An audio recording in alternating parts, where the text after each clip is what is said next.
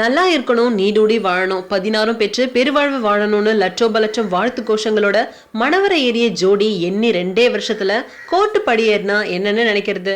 வாழு இல்ல வாழ விடு அப்படின்ற தத்துவத்தினுடைய அர்த்தம் புரியாம தனித்தனியா பிரிஞ்சு போற ஜோடிகள்ல சினிமா ஜோடினா மட்டும் ஊர் உலகத்தினுடைய கண்கள் முழுக்க அவங்க மேலதான் இருக்கு.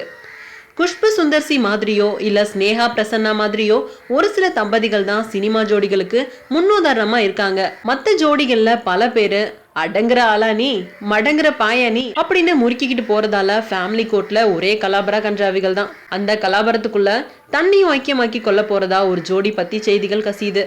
அதை நிஜமாக்குறது மாதிரி திருமணத்துக்கு பிறகு வீடு தங்காம படங்கள்ல நடிச்சு வர்றாரு அமலாபால். தற்போது தனுஷோட வடச்சென்னை படத்துலயும் ஹீரோயினா கமிட் ஆயிருக்காங்க அவருக்கு கணவர் ஏஎல் விஜய் தரப்பிலிருந்து வேணான்ற அட்வைஸும் சேர்ந்து இருக்கிறதா கிசுகிசுக்கப்படுது கோடம்பாக்கம். இந்த ஒரு காரணம் மட்டும் தம்பதிகளுக்கு நடுவுல மனக்கசப்பை ஏற்படுத்தலையாம். இன்னும் சில வாரங்கள்ல நீதிமன்றத்தோட படிக்கட்டுகளை இந்த ஜோடி மிதிக்க கூடும் அப்படின்னு சொல்றாங்க. இதெல்லாம் போய் எங்களுக்குள்ள எந்தவித பிரச்சனையும் இல்லை அப்படின்னு 2 பேருமே மறுத்தா அதை விட பெரிய சந்தோஷம் வேற ஒண்ணுமே இருக்க முடியாது.